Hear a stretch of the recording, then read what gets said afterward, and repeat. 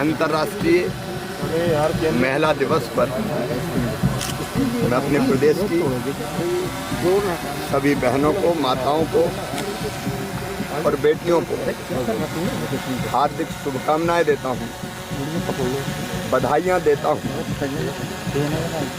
बिना महिला सशक्तिकरण के ना तो कोई राष्ट्र सबल हो सकता है, ना समाज सशक्त हो सकता है।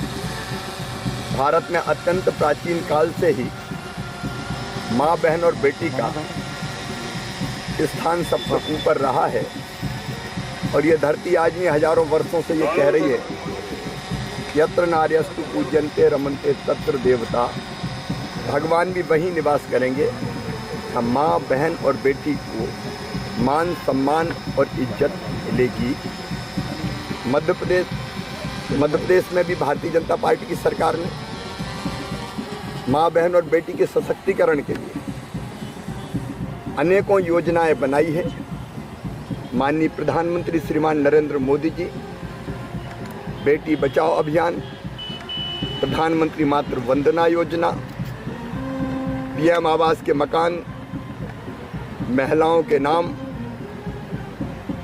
रसोई गैस कनेक्शन निःशुल्क देने का काम, फ्री राशन, हर घर में शौचालय, बेटियों की पढ़ाई, ऐसी अनेकों योजनाएं उन्होंने बनाई जिसके कारण महिला सशक्तिकरण हुआ है। मध्य प्रदेश में भी लाडली लक्ष्मी योजना, बेटियों की पढ़ाई की योजना, चाहे साइकिल देना हो, पाठ्य पुस्तकें देना हो, गांव की बेटी योजना, प्रतिभा किरण योजना, मुख्यमंत्री कन्या विवाह योजना, उसके बाद सामाजिक, राजनीतिक और आर्थिक सशक्तिकरण के लिए मुझे आज कहते हुए गर्व है कि मध्य प्रदेश पहला राज्य था जिसने राजनीतिक सशक्तिकरण के लिए स्थानीय निकायों के चुनाव में 50% रिजर्वेशन हमारी बहनों को दिया, जिसके कारण चुन के हमारी बहनें आई और सशक्त नेतृत्व उन्होंने स्थानीय निकायों के चुनाव में किया। विकास की नए आयाम उन्होंने स्थापित किए। आर्थिक सशक्तिकरण के लिए शिक्षकों की नौकरियों में, शिक्षकों की भर्ती में 50% आरक्षण हमने बेटियों को दिया। इसके बाद एक क्रांतिकारी फैसला मध्य प्रदेश ने किया कि पुलिस फोर्स में भी 30% भर्ती बेटियों की होगी। और आज मुझे कहते हुए खुशी है कि सुरक्षा का दायित्व आज वही बेटियां निभा रही हैं, पूरी सक्षमता के साथ कानून और व्यवस्था को भी ठीक करने का काम कर रही है।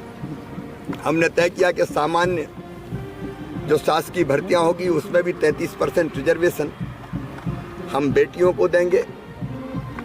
आर्थिक और सामाजिक सशक्तिकरण के लिए मध्य प्रदेश सरकार ने महिला स्व सहायता समूहों को सशक्त बनाने का फैसला किया। आजीविका मिशन के माध्यम से आज 40 लाख बहनें महिला स्व सहायता समूह से जुड़ के अलग अलग काम, धंधा, बिजनेस, व्यापार कर रही हैं और परिवार की आर्थिक स्थिति को भी मजबूत बनाने का काम कर रही है और स्वयं भी सबल बन रही है।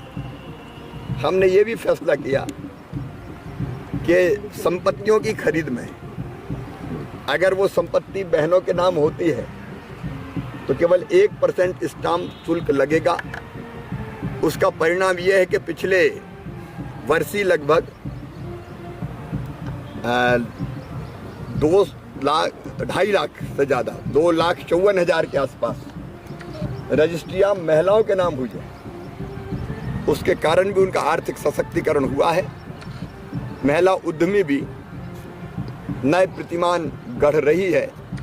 महिला सशक्तिकरण का ये काम मध्य प्रदेश की सरकार के लिए मिशन है, मिशन, और इस काम को लगातार हम आगे बढ़ाते रहेंगे। आज हमारे राष्ट्रीय अध्यक्ष माननीय JP नड्डा जी इस अवसर पर पधार रहे हैं। देवास में महिला सशक्तिकरण का आज एक बहुत बड़ा काम, जिसमें पोषण आहार बनाने का प्लांट का पूरा प्रबंधन हम अपनी बहनों को सौंप रहे हैं, महिला स्व सहायता समूहों के महासंघों को सौंप रहे हैं। और आज ही 300 करोड़ रुपए से ज़्यादा का बैंक लिंकेज क्रेडिट महिला स्व सहायता समूहों को दिया जाएगा। एक बार फिर अपनी सभी बहन बेटियों और माताओं को बहुत बहुत बधाई। सर आज आपके साथ भी सभी महिला सुरक्षा कर्मी हैं सर, पूरा दिन पीआरओ भी सभी सुरक्षा कर्मियों सब महिलाएं हैं सर। महिलाएं